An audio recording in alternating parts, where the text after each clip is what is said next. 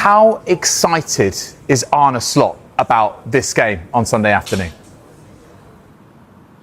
I think he is. I think he holds this fixture in high esteem. Certainly speaking to him today, that was the impression that we got. And of course, he's enjoyed this fixture. In his first season in England, he completed a league double over Manchester City. It's the first time that Liverpool have managed that since the season 2015-2016. That was, incidentally, Jurgen Klopp's first season in charge. But last season, it was Szoboszlai and Salah on the score sheet that took all 3 points at the Etihad. Of course, less than a year ago here at Anfield, it was Mo Salah again on the score sheet with a penalty, but Cody Gakpo opening the scoring on that occasion, of course. And it was also in the same week that Liverpool had beaten Real Madrid. Now, this weekend, they have the opportunity, of course, to leapfrog Manchester City in the table, go into second, into the international break behind Arsenal, of course, in the Premier League title race. And when you consider that Arsenal have lost just one game in the Premier League this season, Liverpool have lost 4, Manchester City 3. It's easy for us to bill this as a must-win for both sides, really. From Arne Slot's perspective, he sees it as a must-watch for any football fan. Very interesting game to look forward to, because when I wasn't working here and when I was in Holland, I did know when City Liverpool was, or where Liverpool City was, and I could tell you I was 100% sure in front of my television when this game was there. Similar to Classico, by the way. I think it's always worth watching because so many great individuals are playing that game. And yeah, these teams 9 out of 10 times give you what you expect. For me, with Pep, that's 10 out of 10, and people should give their opinion about me. But what I liked about Pep Guardiola's teams is that you 10 out of 10 times get what you were hoping for. A great game of football with no time wasting and no all kind of things that I start to dislike more and more and more about football. But these are not the things you can see if you're watching a Man City game. The British transfer record player in that bracket, wouldn't you? Alexander Isak, but he has been out for a fortnight with a groin injury. Could he return for this one?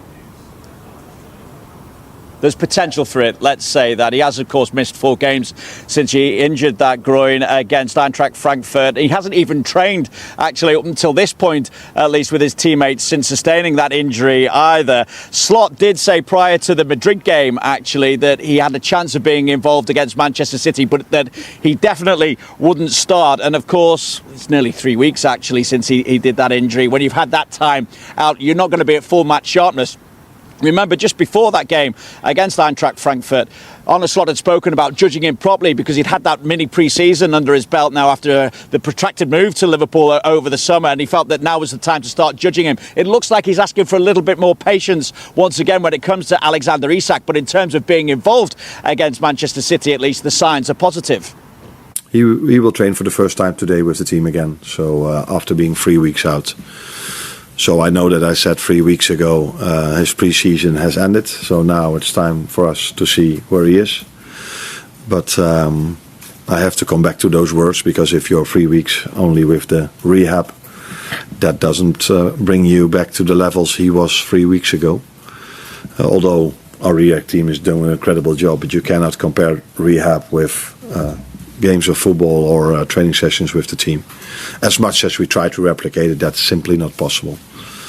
So, again, I have to say, give him some time. So potential for Isak to be involved. Definitely no Alisson, although he could return against Nottingham Forest after the international break. And definitely no Jeremy Frimpong, and he'll be out a little bit longer than Alisson still as well. But let's talk about the Reds, the reigning champions, because they've won back-to-back now. Is the slump over for you? Are they back to their best? Is it 2 teams that are on form that we're going to see at the Etihad? And maybe the most important for Liverpool is that they didn't concede again. So no goals conceded against Villa, no against Real Madrid.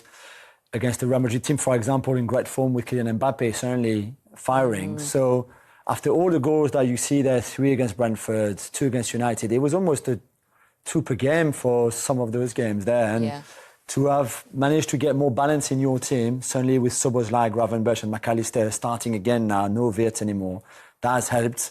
Maybe Robertson and Bradley being back instead of Kerkez especially, and Frimpong now with his injury is a big thing as well.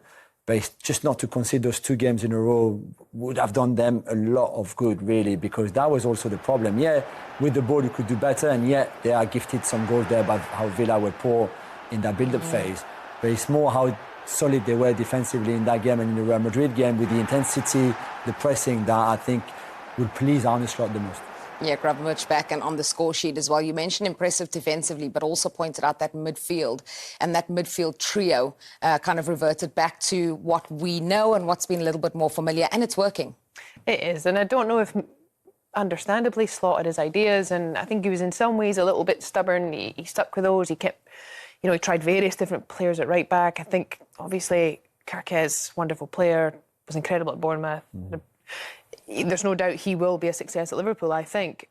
But things weren't going well for him. There was a lot of sort of people jumping on the back of that. I think it's just reverting to something that's solid and steady, I think, counts for a lot, because you've got top players in that team, but you've got to make sure the core is solid. And I think even with Robertson at left back, I think Van Dijk is much more comfortable with that, especially when there's a lot of scrutiny, especially when they're conceding more goals than ever. So he's reverted to what seems sensible, and I think that is going to reap some rewards. And what have you made of this season? Because it started so well, didn't it? And everyone was just thinking, hold on, are they going to do the Invincibles here? Like winning 5 on the spin, and then there's been a little bit of a blip which you've recovered from. But I mean, how were you feeling firstly at the beginning of the season and then during that messy time?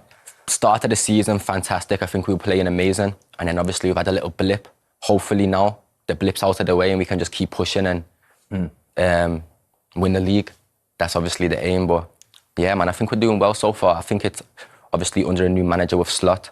I think, yeah, we're doing good. Yeah. See, that's what, good. what do you make of all the transfers over the summer? Because again, from the outside, everyone was getting probably overexcited, thinking, well, look, you signed an incredible right back in Frimpong. He, by the way, was at City as a kid, just to let you know. You on the left, you got Kirkes, who was absolutely excellent. Isak, Wirtz. I mean, you couldn't ask for a better window. Ekitike. He's been a success. Yeah, he's been But, now we're kind of people looking and going, well, actually, Frimpong's been injured the whole time. Kirkes has been exposed a few times. Isak, we haven't really seen him yet. Wirtz has had a lot of criticism. What have you made of those new guys? Of the new guys, to be honest, I think I'd like to see Isak do a bit more and settle in a bit more, kind of find his feet. I'm really liking the look of Wirtz. I think he's an exciting player, very talented. Also Ekitike. I don't know, something about Ekitike. I really like him. Yeah. I'm liking Ekitike. He's been clinical, hasn't he? While Isak's sort of not been fit and not been playing, he's been banging in the goals. Been banging him in, yeah. Yeah, well, he said Slot this morning, didn't he, his press conference, that Isak's back training, so I wonder if he plays against Manchester City. He don't play. He don't play. No, he'll be on the bench, won't he? I think it could be... me personally, I play Wirtz on the left, Ekitike and Salah. That's what I do. I probably just leave Gakpo out at the minute, but you probably play Gakpo and leave Wirtz out. But it'll be a good game. If Liverpool stop Haaland, they'll win the game easily. You think Liverpool can go to the Etihad, win, and then suddenly the title race is back on? I think we can still do it, yeah. I think we're definitely still in a title race. Yeah, I think we can do it. I believe in the club. I believe in my team. There's only 7 points, Clinton. They're only 7 points behind. I mean, do you look at it and you go, like, they've got the mess out of the way, they've got the blip out of the way? Yeah, I think they have got the blip out of the way, and I do think he's settled on his team now, and I think that's the best midfield three that he's played. Hold on. You change your mind every week. Beginning of the season, in the off-season, you were saying it was Liverpool. A few weeks ago, you were saying Arsenal. I've never said it's Arsenal. I'm still sticking my neck on the line. I'm saying Liverpool are going to win the Premier League. Really? Yeah, I still think they'll win it. I do think they'll win it. I just think their top players will start playing. I think Wirtz will come good, and I think Isak will come. But that was a massive win, wasn't it, against Real Madrid? Trent back in town as well. Yeah, it was a massive win. Massive game, yeah. Were you in the Trent booing camp? Yeah. No.